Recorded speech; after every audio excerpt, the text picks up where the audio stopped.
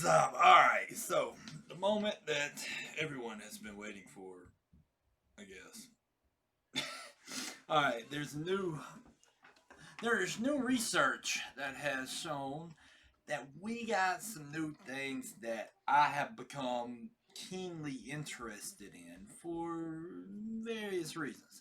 Because I have a really cool fish frog, monkey mouse, saber-tooth, spider, cricket, liccolotopus that enjoys testing certain things just out of his curiosity. So he has beckoned me to try something little, maybe not so tested, but could hold the potential to have some really interesting results. Anyway, basically, it's called ACP-105, and one of these days, whenever humans can take it, it appears that it's not only anabolic but maybe protective to the brain. Um, Basically, and it may function almost like a YK11. I don't know where in the hell they got that idea, but let me read. Basically, the effects of SARM ACP-105 on rotorod performance and cued fear conditioning in sham irradiated, and irradiated female mice. Basically, what they did in this study is they fed these mice a bunch of radioactive cesium, which jacked up their brain. Cesium is one of the most alkalizing substances on Earth, and it goes to the brain, and radiation goes with it. Nonetheless, what they noticed was, when why people drink to get rid of social anxiety. Well, you have an anxiety before workouts, before doing anything out of sitting in a chair and staring at a damn screen. Um, this seems to help give them a few beers. It seems to help limit their social anxiety, I guess. And in this study, it had a neuroprotective aspect, while ACP-105 reduced MAP2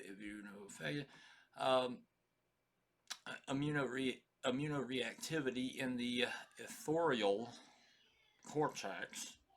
No effect on the MAP2 immunoreactivity was seen in the irradiated cortex, or blah blah blah blah, irradiated hippocampus. Basically, that first study, what they noticed was they didn't seem to have the social anxiety, the equivalent of social anxiety with these wild mice, rat, fish frogs. And behavioral tested starting 2 weeks following the irradiation. Irradiation impaired centimeter function in the, yeah.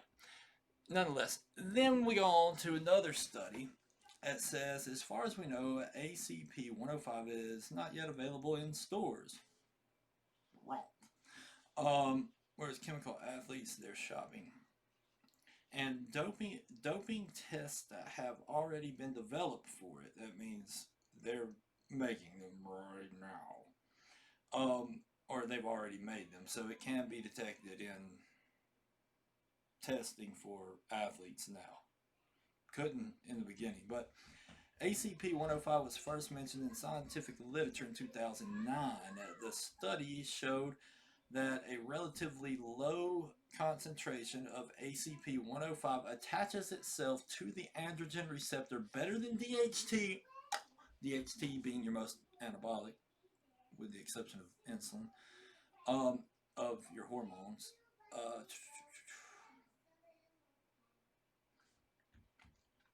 Let's see, where was that? There we go. Taken from the publication just mentioned, one represents ACP-105. ACP-105 can be taken orally and may be an effective selective androgen receptor modulator, according to the results in animal studies that the researchers performed. The principal finding from this study is that ACP-105 produced a robust anabolic effect on the levator antimuscle, 67% reversal of ORX-induced atrophy, a 1 milligram per kilogram a day, while having lesser androgenic effects on the prostate, 21% reversal in T, 48%, they wrote. The human equivalent of a dosage for a man weighing 80 kilograms would be about 11 milligrams per day if men could take it, but men can't take it, so you know what I'm saying? So there is a basically what we can infer from the information that is available to us. ACP-105 will be assessed closest to being a YK11 without the pro-hormone backbone, so they will produce less unwanted side effects and still have all the benefits. That's pretty freaking cool. And then we have another study that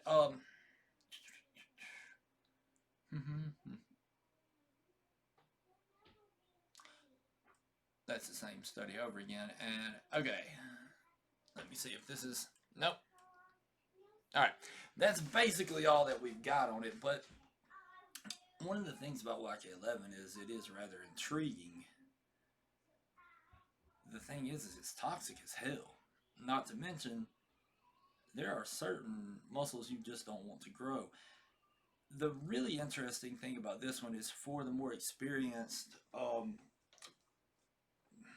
researcher, probably at this point he's getting a little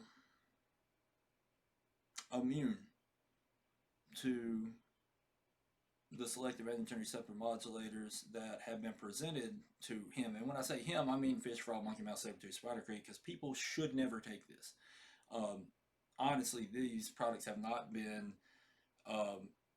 approved by the FDA, the ABC, the NBC, the CBS, the LGD, the MK2866, or your local homeowner's insurance has not approved them. Geico does not know what the hell it is. You should ask your mother-in-law, your first grade teacher, a police officer, and the dog catcher before you change anything in your diet or exercise program, because they're probably smarter than you anyway.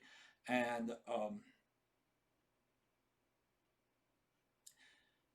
these products are not to be taken orally. They're not to be put in eyes. They're not to be put on skin as a cosmetic. They are not to be plugged up your ass, and are not to be in any way, shape, matter, or form inhaled, ingested, or given to friends.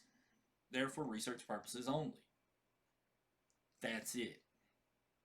So, now that we've got the disclaimer out of the way,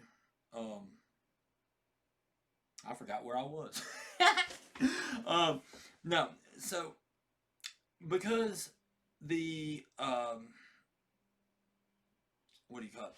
Run! I'll hit you up in a minute, dog. All right, because your researcher has become immune or built a tolerance to most selective androgen receptor modulators, this one hits a little different and should bring about a nice change. I don't know about you, but as for this researcher, we gonna find out what it does to my licolotopus, and it appears that it might be slightly antibiotic. I'm expecting a RAD. We'll see. So only time will tell. And if my saber-tooth, fish, frog, monkey, mouse grows like, you know, a third testicle, then we'll know that that's what it does. Peace. I can't turn it off, Cotton.